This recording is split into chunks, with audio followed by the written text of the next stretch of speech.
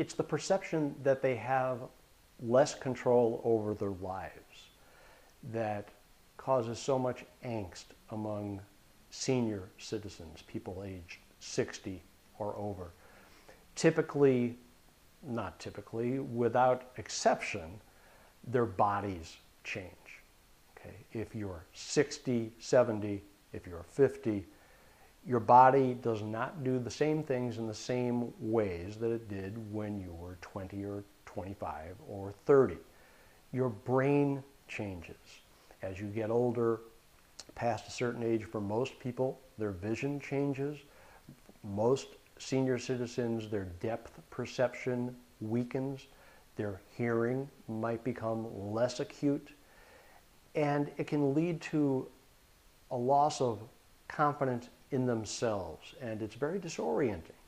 In a way, it seems that the world around them has changed, and suddenly they no longer are as much a part of that world. They feel alienated from that world to a small or a large degree.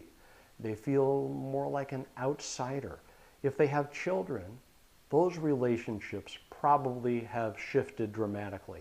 Now it's the children who are giving them advice. It's the children who are expressing concern about the parents' behavior and well-being and checking in on them to make sure they're okay and making recommendations about their health or their diet or exercise or where they should be living.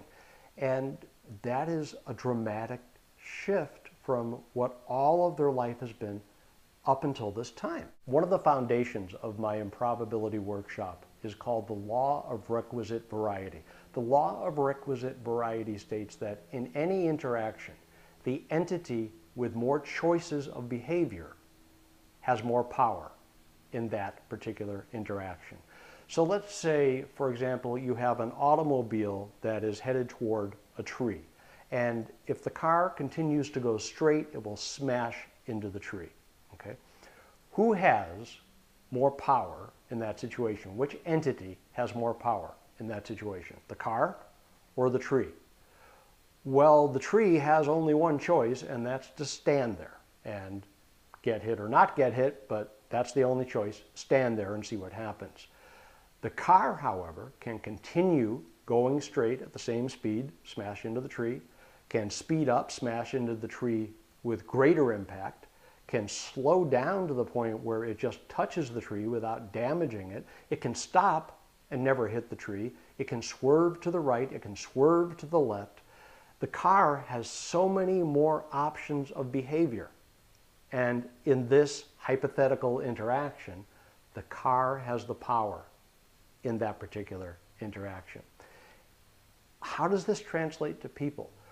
In every encounter you have with someone, whether it's a friend or a relative, someone in a store, someone on the street, any interaction you have with anyone, in person, on the telephone, it doesn't matter. The more options you have of how you can behave and how you can respond, the more power you have in that particular situation.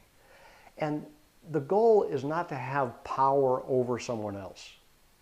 It's to have more control over your own life. It's not to feel that you somehow, simply by becoming older, have become more of a victim than someone who causes things to happen. Because I guarantee that you do have more behavioral options than you're aware of. Now, it's my job in Improbability to make you aware of some of those limitless options and do it in a way where it doesn't feel like you're learning anything. You don't have to learn science. You don't have to learn the name, the law of requisite variety. All you need to do is have fun. That's all we do. We play improv games, exercises built around your choice of experiences to create a new daily reality and to make it so day by day, week by week, you end up with more and more choices of behavior and you feel more and more control over your own life.